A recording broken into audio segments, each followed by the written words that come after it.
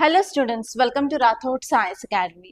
ఈ రోజు మనం ఇంపార్టెంట్ ఆర్టికల్స్ ఏవి ఉన్నాయి మన హిందూ న్యూస్ పేపర్లో తీసుకొని తెలుగులో చూద్దాం.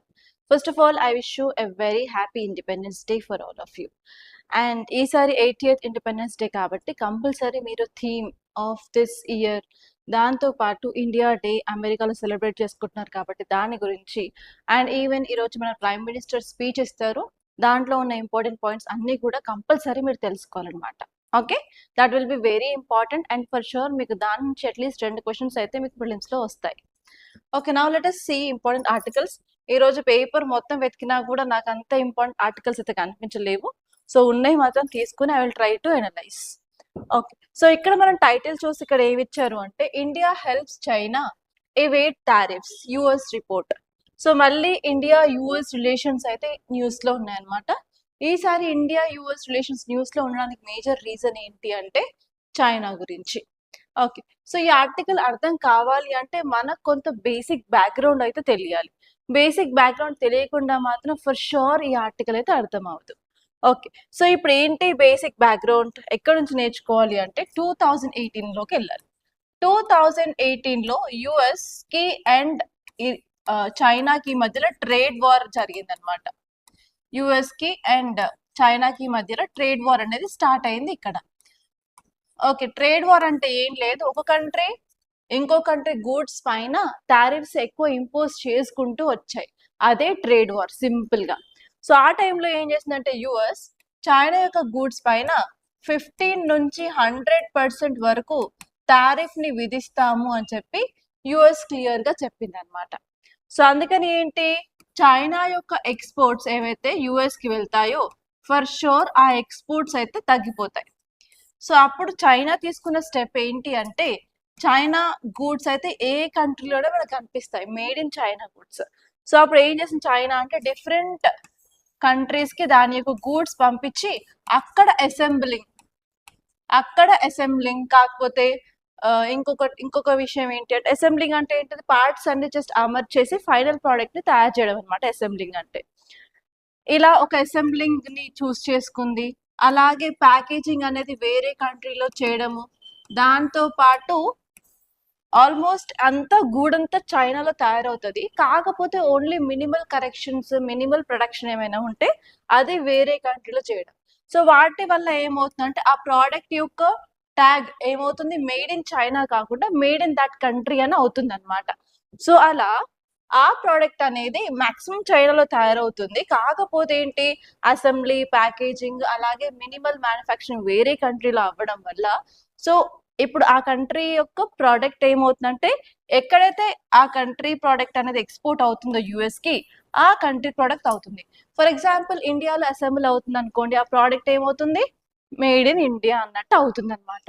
సో అలా చైనా నుంచి కంట్రీ ఆఫ్ ఒరిజిన్ కాకుండా వేరే కంట్రీ ఒరిజిన్ మీద చైనీస్ ప్రోడక్ట్స్ అనేవి యుఎస్ కి రీరూట్ అవుతున్నాయి అనమాట. సో ఫైనల్ ఏమైంది, ఇప్పుడు యుఎస్ 2026 ఆగస్ట్ లో ఒక రిపోర్ట్ రిలీజ్ చేసింది. ఆ రిపోర్ట్ లో చైనా మోర్ దాన్ 40 కంట్రీస్ ని యూజ్ చేసుకొని ఇలా గూడ్స్ ని అసెంబ్లీ కానీ ప్యాకింగ్ కానీ మినిమల్ మ్యానుఫ్యాక్చరింగ్ కానీ చేస్తూ వేరే కంట్రీకి ఎక్స్పోర్ట్ చేస్తుంది అని చెప్పి ఇప్పుడు యుఎస్ రిపోర్ట్ ఇచ్చింది. అందులో ద టాప్ కంట్రీ ఏంటి అంటే ఇండియా అన్నమాట. So India is a top country which is helping China to reduce US tariffs అని చెప్పి ఇప్పుడున్న ఆర్టికల్ టైటిల్ అన్నమాట. India helps China avoid tariffs US report. So ఇదన్నమాట ఈ టాపిక్ గురించి ఇన్ డీటెయిల్ గా. సో ఇప్పుడు ఎందుకు యుఎస్ ఈ రిపోర్ట్ రిలీజ్ చేసింది అంటే రీసెంట్ గా ఇండియా అండ్ యుఎస్ మధ్యలో కూడా మనకు కొన్ని కరెంట్ అఫైర్స్ ఉన్నాయి. అవేంటి, యుఎస్ ఎంత percentage of additional tariff impose చేస్తుంది ఇండియా గూడ్స్ పైన అంటే అరౌండ్ 10% ఎక్స్ట్రా టారిఫ్. ఎందుకు అంటే ఫోర్స్డ్ లేబర్ వల్ల. రీసెంట్ గా ఇండియా ఒక చట్టాన్ని తీసుకురావడం వల్ల ఇంతకుముందు యుఎస్ ప్రతిపాదించిన 15% కాస్త 10% కి తగ్గించారు కదా. సో ఈ పాయింట్ ఆఫ్ వ్యూలో ఇప్పుడు యుఎస్ ఏమంటుందంటే ఇండియా నుంచి వచ్చే గూడ్స్ పైన ఇంకా సెక్యూరిటీ అండ్ స్క్రూటినీ ఎక్కువ అయ్యే ఛాన్స్ ఉన్నాయి, అండ్ దాంతో పాటు ఈవెన్ టారిఫ్ ని కూడా పెంచే ఛాన్స్ ఉందని చెప్పి యుఎస్ ఒక వార్నింగ్ సిగ్నల్ అయితే ఇప్పుడు ఇండియాకి ఇచ్చింది అనమాట. ఇది ఈ టాపిక్. ఈ యొక్క బ్యాక్గ్రౌండ్ తెలియకుండా మాత్రం ఫర్ షూర్ ఈ ఆర్టికల్ అయితే అర్థం అవ్వదు. ఓకే, సో ఇది ఇన్ డీటెయిల్ గా ఈ టాపిక్. అండ్ ఇక్కడ మీరు ఆలోచించాల్సింది ఏంటి అంటే, ఇన్ కేస్ యుఎస్ యొక్క స్క్రూటినీ, సెక్యూరిటీ ఇంకా మన ఇండియన్ గూడ్స్ పైన ఇంక్రీజ్ అయినట్లయితే, ఆర్ ఎల్స్ ఇంకా టారిఫ్ అనేది ఇంక్రీజ్ చేసినట్లయితే, దానివల్ల ఇండియా పైన ఎలాంటి ఇంపాక్ట్ ఉంటుందో చూసుకోవాలి. ఇంపాక్ట్ లో ఏంటంటే మనం పీపుల్ టు పీపుల్ టైస్ చూసుకుంటాము, దాంతో పాటు ఇండియా యొక్క ఎకనామీ పైన ఇంపాక్ట్ ఏంటో చూసుకుంటాము, ఇండియా యొక్క సొసైటీ పాయింట్ ఆఫ్ వ్యూలో ఎలాంటి ఇంపాక్ట్ ఉంటుందో చూసుకోవాలి, అలాగే ఫారిన్ పాలసీ ఆఫ్ ఇండియా పైన ఎలాంటి ఇంపాక్ట్ ఉంటుంది. సో అలా డిఫరెంట్ డైమెన్షన్స్ లో దీని వల్ల ఇంపాక్ట్ ఏంటి అని మనం చూసుకోవాలన్నమాట. సో ఇక్కడ కొంత డేటా ఇచ్చారు, ఆ డేటా ఏంటో చెప్తాను. మాక్సిమం అన్ని పాయింట్స్ అయితే నేను కవర్ చేశాను. సో ఇప్పుడు యుఎస్ ఏమంటుందంటే, దీన్ని ద గ్రేట్ ట్రాన్స్షిప్మెంట్ స్కామ్ అంటుందన్నమాట. ఒక చోటు నుంచి ఒక చోటుకి వెళ్ళి ఆ చోటు నుంచి డైరెక్ట్ గా యుఎస్ కి వస్తుంది. దీన్నే ఒక గ్రేట్ ట్రాన్స్షిప్మెంట్ స్కామ్ అంటుంది. ఓకే, యుఎస్ ఏం చెప్పింది అంటే 2018 లో 7.5 to 100% ఆఫ్ టారిఫ్ ని ఇంపోజ్ చేస్తాము అని చెప్పి ట్రేడ్ వార్ టైంలో చెప్పడం జరిగింది. సో ఇప్పుడు ఏంటంటే యుఎస్ ఏమంటుంది, ఇండియాని టైర్ 1 కంట్రీలో పెట్టడం జరిగింది, దానిపైన తక్కువ టారిఫ్ అయితే మేము విధిస్తున్నాము, కానీ చైనా యొక్క గూడ్స్ ఇండియా నుంచి రీరూట్ అవ్వడం వల్ల చైనాకి చాలా బెనిఫిట్ అవుతుంది అని చెప్పారు. సో ఇలా ట్రాన్స్షిప్మెంట్ స్కామ్ వల్ల నార్మల్ గా యుఎస్ కి ఎంత నష్టం అంటే అరౌండ్ $28 బిలియన్ నష్టం అవుతుంది అని చెప్పి రిపోర్ట్ చెప్పింది. కానీ ఈ ట్రాన్స్షిప్మెంట్ స్కామ్ వల్ల చైనాకి ఎంత లాభం అంటే $67 బిలియన్ అనేవి దీనికి చైనాకి లాభం అని చెప్పి ఇక్కడ క్లియర్ గా చెప్పారనమాట. సో అంతకు మించి ఏం లేదు. ఇక్కడ మనం ఆలోచించాల్సింది ఏంటంటే ఇమీడియట్ గా వాళ్ళు ఎలాంటి స్టెప్స్ తీసుకుంటారని చెప్పి మనం కొంతవరకు ఆలోచించాలి. అండ్ నెక్స్ట్ ఆర్టికల్ చూసుకున్నట్లయితే హౌస్ ఇన్ డిజార్డర్. నిన్న మనం క్లాస్ లో క్లియర్ గా చదువుకున్నాం. ఏం చదువుకున్నాము, లోక్సభ యొక్క ఎఫిషియన్సీ తగ్గిపోయింది అని చదువుకున్నాం. అండ్ దాని మీద నిన్న మీకు మెయిన్స్ క్వశ్చన్ కూడా ఇచ్చాను. సో ఈ రోజు ఆర్టికల్ అదే అన్నమాట, దాని యొక్క ఎక్స్టెన్షన్. నిన్న నేను క్వశ్చన్ ఏమి ఇచ్చానో దానికి ఆన్సర్ ఈరోజు చెప్పుకుంటాం అనమాట, అంతకు మించి ఏం లేదు. సో ఇక్కడ ఏంటి, నిన్న చదువుకున్న ఆర్టికల్లో 2 క్వశ్చన్స్ కి మాత్రమే ఓవరాల్ గా లోక్సభ ఆన్సర్ ఇచ్చింది, రాజ్యసభ అయితే అరౌండ్ 16 క్వశ్చన్స్ కి ఆన్సర్ ఇచ్చింది. ఓవరాల్ గా 12 బిల్లులు అయితే మనకి ఈసారి సెషన్ లో పాస్ అయ్యాయి. అండ్ ఫ్రీక్వెంట్ గా డిస్ట్రాక్షన్స్ అయితే వచ్చాయి, దేని వల్ల, పేపర్ లీక్ బిల్ వల్ల. అండ్ నెక్స్ట్ వచ్చేసి చలో సంసద్ అని చెప్పి, అండ్ దాంతో పాటు E20 feel and FCRA bill కి అగేన్స్ట్ గా మనకి అపోజిషన్ పార్టీ వాళ్ళు ప్రొటెస్ట్లు చేశారు, దాంతో పాటు స్లోగనీరింగ్ చేశారు, అండ్ ఫ్రీక్వెంట్ గా అడ్జార్మెంట్స్ అయ్యాయి అని చెప్పి చదువుకున్నాం. దానివల్ల ఓవరాల్ గా లోక్సభ యొక్క ఎఫిషియన్సీ తగ్గింది అని చెప్పి మనకి ఇక్కడ క్లియర్ గా కనిపిస్తుంది. సో ఇక్కడ మనం చూసుకున్నట్లయితే పార్లమెంటరీ డిస్ట్రప్షన్ అంటే ఏంటో చూసుకోవాలి. పార్లమెంటరీ డిస్ట్రప్షన్ అంటే ఏంటి, రిపీటెడ్ గా ఇంటరప్షన్స్, అడ్జార్న్మెంట్స్, ప్రొటెస్ట్లు, స్లోగనీరింగ్ ఇవన్నీ అవ్వడం వల్ల ఓవరాల్ గా బిజినెస్ ఆఫ్ హౌస్ అనేది దెబ్బతింటుంది. దీన్నే పార్లమెంటరీ డిస్ట్రప్షన్స్ అంటారు. అసలు ఎందుకు అవుతున్నాయి డిస్ట్రప్షన్స్ అంటే, ఈ డిస్ట్రప్షన్ వల్ల అసలు మనం ఎందుకు దీని గురించి ఆలోచించాలి, దీనివల్ల ఇంపాక్ట్ ఏంటి అని చూసుకున్నట్లయితే లెజిస్లేటివ్ స్క్రూటినీ అనేది సఫర్ అవుతుంది. చాలా వరకు బిల్లులకు కావాల్సిన డిబేట్స్, డిస్కషన్స్, క్వశ్చనింగ్ ఏదంతా ఏం అవ్వకుండా హడావిడిగా బిల్లులు అయితే పాస్ అవుతాయి. ఇంకొన్ని బిల్లులు మాత్రం ఆగిపోవడం జరుగుతుంది అనమాట. అండ్ నెక్స్ట్ వచ్చేసి అకౌంటబిలిటీ అనేది వీక్ అవుతుంది. ఎస్పెషలీ క్వశ్చన్ హవర్ అనేది మనకి చాలా ఇంపార్టెంట్, ఎందుకంటే ఆ టైంలో అపోజిషన్ పార్టీస్ వాళ్ళు ఏమైనా క్వశ్చన్స్ రేస్ చేయాలి అనుకున్నట్లయితే వాళ్ళు రేస్ చేస్తారు. ఇలా ఫ్రీక్వెంట్ డిస్ట్రప్షన్ వల్ల ఎగ్జిక్యూటివ్ అకౌంటబిలిటీ అనేది మిస్ అవుతుంది. అండ్ నెక్స్ట్ వచ్చేసి ఓవరాల్ గా ఈ పార్లమెంట్ సెషన్స్ అవన్నీ కూడా ఎలా జరుగుతాయి అంటే పీపుల్ యొక్క మనీ ద్వారా. సో ఇక్కడ ఓవరాల్ గా పీపుల్ యొక్క వాల్యుబుల్ మనీ అండ్ టైం అనేది వేస్ట్ అవుతుంది. అండ్ నెక్స్ట్ వచ్చేసి ఫెడరల్ కన్సర్న్స్ కూడా మనకు ఉంటాయి. ఎస్పెషల్లీ రాజ్యసభలో ఏముంటాయి అంటే రీప్రజెంటేషన్ ఆఫ్ స్టేట్స్ ఉంటాయి. ఇలా డిస్ట్రప్షన్స్ వల్ల ఓవరాల్ గా federal issues, centre and state మధ్యలో ఏ ఇష్యూస్ ఉన్నా కూడా ప్రాపర్ గా అవి రేస్ చేయడానికి కుదరదు. అండ్ నెక్స్ట్ వచ్చేసి డెమోక్రటిక్ డెలిబరేషన్ కూడా మనకి డిక్లైన్ అయ్యే ఛాన్స్ ఉంటుంది. సో కానీ ఇక్కడ మనం తీసుకోవాల్సిన స్టెప్స్ ఏంటి, వే ఫార్వర్డ్ ఏంటి అంటే, ఫస్ట్ వచ్చేసి ప్రాపర్ గా కన్సెన్స్ బిల్డింగ్ అనేది ఉండాలి. లైక్ గవర్నమెంట్ అనేది అడిక్వేట్ స్పేస్ అనేది ఇవ్వాల్సి ఉంటుంది. అపోజిషన్ పార్టీ వాళ్ళ కన్సర్న్స్ ఏంటి, పీపుల్ ఫేస్ చేసిన ప్రాబ్లమ్స్ ఏంటి, ఆ క్వశ్చన్స్ ఏంటి, వాటికి ప్రాపర్ గా డెలిబరేషన్ అనేది ఇవ్వాలి. దానికి ఏంటంటే మనం అడ్వైజరీ మెకానిజమ్స్ కూడా తీసుకురావచ్చు. అండ్ నెక్స్ట్ వచ్చేసి మనం క్వశ్చన్ హవర్ ని ప్రొటెక్ట్ చేయాల్సి ఉంటుంది. ఇన్ కేస్ డిస్ట్రప్షన్ అయినట్లయితే వేరే టైంలో డిస్ట్రప్షన్స్ పెట్టుకోవాలి తప్ప ఈ క్వశ్చన్ హవర్లో అసలు మనం డిస్ట్రప్షన్స్ పెట్టకూడదు. అండ్ నెక్స్ట్ వచ్చేసి మనకి ఏవైతే కమిటీస్ ఉన్నాయో మనం బిల్ పాస్ చేయాలంటే ఫర్ షూర్ మనకి స్టాండింగ్ కమిటీస్ ఉంటాయి కదా. సో అలా joint parliamentary committees, standing committees, ad hoc committees ఏవైతే ఉన్నాయో వాటిని మనం స్ట్రెంగ్తన్ చేయాల్సి ఉంటుంది. అండ్ నెక్స్ట్ వచ్చేసి డెడికేటెడ్ స్లాట్స్ అనేది మనం పెట్టుకోవాల్సి ఉంటుంది. నేషనల్ ఇష్యూస్కి ఏంటి, స్టేట్ ఇష్యూస్కి ఏంటి అని చెప్పి ప్రాపర్గా డెడికేటెడ్ టైం స్లాట్స్ పెట్టుకున్నట్లయితే టైం అనేది డిస్టర్బ్ అవ్వదు. అండ్ నెక్స్ట్ వచ్చేసి మనం ఇంపార్షాలిటీని ఫోకస్ ఇంప్రూవ్ చేయాలంటే ఎవరైతే ప్రిసైడింగ్ ఆఫీసర్స్ ఉన్నారో వాళ్ళు ఇంపార్షియల్ గా బోత్ మనకి అపోజిషన్ పార్టీ వాళ్ళకి అండ్ రూలింగ్ పార్టీ వాళ్ళకి కూడా ఇంపార్షియల్ గా వాళ్ళు ఏ డెసిషన్ తీసుకున్నా ఇద్దరు ఆమోదించే విధంగా ఉండాలి. అండ్ నెక్స్ట్ వచ్చేసి మనం పార్లమెంటరీ సిట్టింగ్స్ ని కూడా మనం ఇంక్రీజ్ చేయొచ్చు. ఇన్ కేస్ టైం సరిపోలేదు అంటే టైం బౌండెడ్ కాకుండా as we can have a leverage of increasing the number of days of parliamentary sittings. And దాంతో పాటు మనం పార్లమెంటరీ ఎథిక్స్, నార్మ్స్, వాల్యూస్ అన్ని కూడా ఫాలో అవ్వాల్సి ఉంటుంది. ఇలా చేసినట్లయితే మనం ఫ్రీక్వెంట్ గా డిస్ట్రాక్షన్స్ ని కంట్రోల్ చేయొచ్చు. అండ్ నెక్స్ట్ ఆర్టికల్ వచ్చేసి ఇంటర్నెట్ బౌండ్ అన్నమాట. ఈ ఆర్టికల్ చాలా చాలా ఇంపార్టెంట్. ఆల్రెడీ ఈ ఆర్టికల్ మీద నేను ఇంతకు ముందు అరౌండ్ 15 days ముందు ఒక షార్ట్ చేశాను. ఆ టాపిక్ ఏంటో మీకు ఫస్ట్ అర్థం అవ్వాలి, దాని తర్వాత అసలు ఈ ఆర్టికల్ ఏం చెప్తుందో చూద్దాం. సో మనకి ఏంటి అంటే చలో సంసద్ ఇష్యూ అయితే జరిగింది కదా. చలో సంసద్, అసలు చలో సంసద్ ఎందుకు జరిగింది, ఎందుకు నీట్ పేపర్ లీక్ అయిందని చెప్పి స్టూడెంట్ ప్రొటెస్ట్ చేస్తూ ఉన్నారు. సో దానివల్ల ఏమైంది, జంతర్ మంతర్ ఏరియా దగ్గర స్టూడెంట్స్ అందరూ గుమ్ముగూడడం, సోనంగ్ వాంగ్చుక్ కూడా ఒక క్లైమేట్ యాక్టివిస్ట్ అతను కూడా రావడం, అతనికి మద్దతుగా అపోజిషన్ పార్టీస్ వాళ్ళందరూ కూడా రావడం. అండ్ దాంతో పాటు ఎప్పుడైతే మాన్సూన్ సెషన్ స్టార్ట్ అయిందో అప్పుడు కూడా ఏంటంటే అపోజిషన్ పార్టీ వాళ్ళు రేస్ చేసిన క్వశ్చన్స్ కి మన రూలింగ్ పార్టీ ఆన్సర్ ఇవ్వకపోవడం వల్ల ఈ అపోజిషన్ పార్టీ వాళ్ళు కూడా ఆ స్టూడెంట్ గ్రూప్స్ కి అనేది మద్దతు ఇచ్చేసి వాళ్ళందరూ కలిసి చలో సంసద్ వెళ్దాము అన్నట్టు చేశారు. ఆ టైంలో ఏమైంది, లా అండ్ ఆర్డర్ బ్రేక్ అయింది. దాని ద్వారా ఏమైంది, పోలీసులు పీపుల్ ని కంట్రోల్ చేయడానికి పెల్లెట్ గన్స్ అలాగే సమ్ అదర్ మీన్స్ అయితే యూజ్ చేశారు. అండ్ ఆ టైంలో సోషల్ మీడియాలో చాలా పోస్ట్లు అలాగే వీడియోస్ అయితే వైరల్ అయ్యాయి. సో అప్పుడు ఏం చేశారు మన ప్రైమ్ మినిస్టర్ అంటే ఒక వీడియోని పోస్ట్ చేశారనమాట.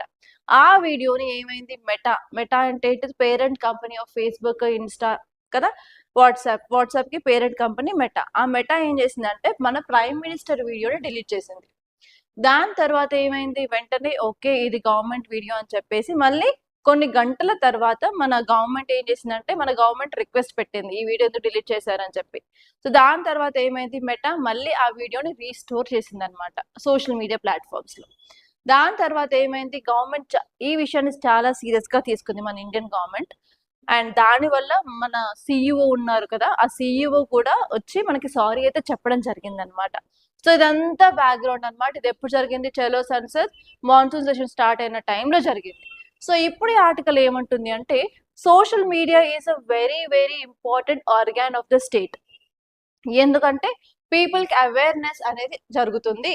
అండ్ ఈ social media platforms like TV కానివ్వండి, లైక్ మనకి ఇన్స్టాగ్రామ్, ఫేస్బుక్, వాట్సాప్ ఏ గ్రూప్స్ అయినా సరే they are acting as a link between people and government చేసేవన్నీ పీపుల్ కి తెలియడానికి, పీపుల్ దగ్గర జరిగే ఇష్యూస్ అన్ని హైలైట్ చేయడం సోషల్ మీడియాలో జరుగుతుంది కాబట్టి it is acting as a link అనమాట.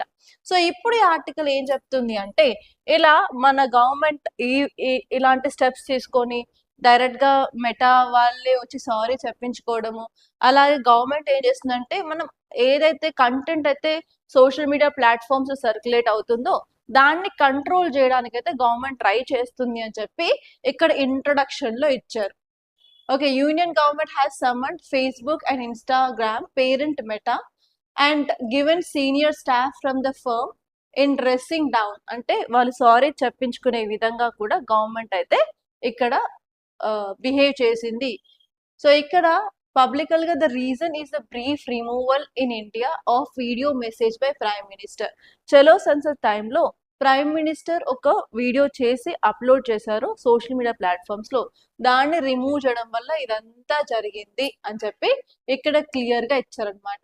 సో ఆ వీడియో దేని గురించి అంటే జంతర్ మంతర్ ప్రొటెస్ట్లు అండ్ ఈవెన్ చలో సంసద్ గురించి అని చెప్పి ఫస్ట్ అరౌండ్ 10 lines వరకు ఇచ్చారు. సో ఏంటిది యాక్చువల్లీ ఇక్కడ మనం చూసుకున్నట్లయితే ఇక్కడ గవర్నమెంట్ సోషల్ మీడియా ప్లాట్ఫామ్స్ ని కంట్రోల్ చేయాలి అనుకుంటుంది. సో ఇన్ కేస్ మనం చైనా కానీ పాకిస్తాన్ కి వెళ్ళినట్లయితే చైనాలో అండ్ పాకిస్తాన్లో strict control of social media అయితే ఉంటుంది. చైనాలో గవర్నమెంట్ ఎలాంటి గవర్నమెంట్, వన్ పార్టీ గవర్నమెంట్ ఉంటుంది. కానీ ఇండియాలో వన్ పార్టీ గవర్నమెంట్ ఉందా? ఫర్ షూర్ లేదు. మనకి మల్టీ పార్టీ గవర్నమెంట్స్ ఉన్నాయి. సెంట్రల్లో డిఫరెంట్ పొలిటికల్ పార్టీస్ అండ్ అలాగే స్టేట్లో different regional political parties and even local లెవెల్లో కూడా డిఫరెంట్ పార్టీస్ అయితే మనకి డిఫరెంట్ గా డైవర్స్ పొలిటికల్ పార్టీస్ అయితే ఉన్నాయి. అలాంటి కంట్రీలో ఇప్పుడు రూలింగ్ పొలిటికల్ పార్టీ ఏదైతే పవర్ లో ఉందో, సో అదే సోషల్ మీడియాని కంట్రోల్ చేయడం ఇస్ నాట్ రైట్ అని చెప్పి ఈ ఆర్టికల్ చెప్తుంది అనమాట. సో ఈ ఆర్టికల్ ఏం చేస్తుందంటే చైనాతో అండ్ పాకిస్తాన్ తో ఇండియాని కంపేర్ చేస్తుంది.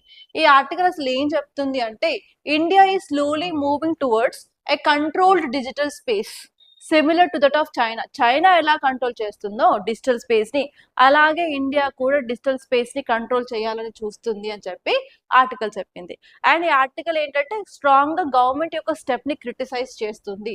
Because they are bringing pressure on Meta మీద ప్రెషర్ తీసుకొచ్చేసి వాళ్ళతో సారీ చెప్పించుకోవడం, మళ్ళీ వీడియోని రీస్టోర్ చేయించడం అండ్ వీళ్ళకి కావాల్సిన వీడియోస్ ని రిమూవ్ చేయించడం లాంటివి ఇలా కంట్రోల్ చేస్తుందని చెప్పి ఈ ఆర్టికల్ అయితే క్లియర్ గా చెప్తుంది. సో దీని బ్యాక్గ్రౌండ్ ఆల్రెడీ నేను చెప్పేశాను. మన ప్రైమ్ మినిస్టర్ ఒక వీడియో చేశారు, దాన్ని సోషల్ మీడియాలో పెట్టారు, దాన్ని డిలీట్ చేశారు, మళ్ళీ దాన్ని రీస్టోర్ చేశారు. సో ఇక్కడ ఇన్స్టాగ్రామ్ రీల్స్ ఎందుకు ఇంపార్టెంట్, దాన్ని ఎందుకు కంట్రోల్ చేయాలని చూస్తున్నారు అంటే they are becoming nowadays the powerful ways of transmitting of information. అందరి దగ్గర మనకి ఇన్స్టాగ్రామ్ లో పెడితే వీల్స్ వైరల్ అవ్వడము అండ్ ఈవెన్ చాలా మంది సోషల్ ఇన్ఫ్లుయెన్సర్స్ కూడా ఉన్నారు. సో అలా అన్నమాట. సో అలా they are trying to control political content on reels. So ఇప్పుడు మనం కంపారిజన్ చూసినట్లయితే ఎటోరియల్ ఏం చెప్తుంది, చైనా మాత్రం స్ట్రాంగ్ గా ఇంటర్నెట్ ని కంట్రోల్ చేస్తుంది. ఇన్ కేస్ గవర్నమెంట్ అగేన్స్ట్ గా ఏదైనా వీడియో క్రిటిసిజం కింద వచ్చినట్లయితే విత్ ఇన్ మినిట్స్ అది కనిపించకుండా డిసపియర్ అయిపోతుంది అనమాట. అండ్ ఈవెన్ పాకిస్తాన్ లో కూడా సిమిలర్ గా ఇలాంటి ఇన్సిడెంట్ అయితే ఒకసారి జరిగింది. ఏంటంటే పాకిస్తాన్ టిక్ టాక్ నే బ్యాన్ చేసింది అనమాట. ఎందుకు అంటే ఆ కంపెనీ ఏవైతే అందులో రీల్స్ అనేవి పోస్ట్ అవుతూ ఉంటాయో ఆ రీల్స్ అనేవి గవర్నమెంట్ ఫేవర్ గా ఉంటేనే మీరు ఇక్కడ నడుస్తుంది, లేకపోతే బ్యాన్ చేస్తామన్నట్టు ఆ కంపెనీ ఒప్పుకునేంత వరకు కూడా టిక్ టాక్ ని పాకిస్తాన్ లో బ్యాన్ చేశారు.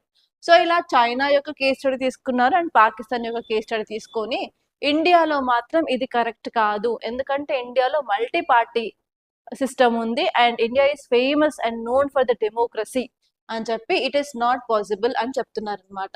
అండ్ ఇండియాలో ఉన్న ఇంకొక లూప్ హోల్ కూడా ఈ ఆర్టికల్లో చెప్పారు. ఏంటంటే చైనాకి అడ్వాన్స్ టెక్నాలజీ ఉంది కాబట్టి ఏ వీడియో దేని గురించి చెప్తుందో వాళ్ళు వెంటనే సెన్సార్ చేసి విత్ ఇన్ మినిట్స్ లో వాళ్ళు వాటిని కంట్రోల్ చేయగలుగుతున్నారు.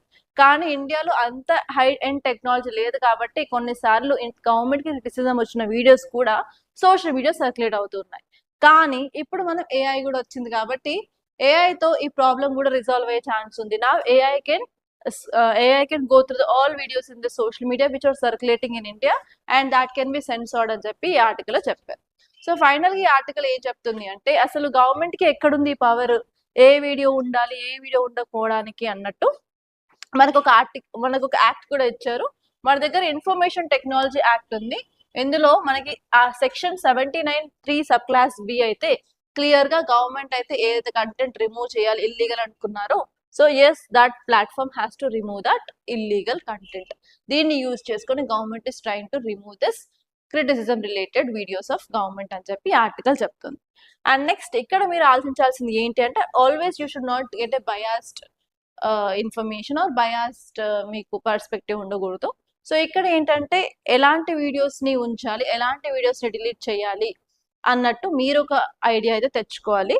సో ఇక్కడ ఈ ఆర్టికల్ ఏం చెప్తుందంటే ఇలా పబ్లిక్ ప్రొటెస్ట్ చేయడము అండ్ ఈవెన్ ఆన్లైన్ డిస్కషన్స్ వల్ల they are part of the normal democracy హెల్దీగా ఉందని చెప్పడానికి ఇవి ఒక ఎగ్జాంపుల్. కానీ వీటినే కట్టెలు చేయాలని చూస్తే democracy will lose its significance అని చెప్పి ఈ ఆర్టికల్ క్లియర్ గా చెప్తుంది.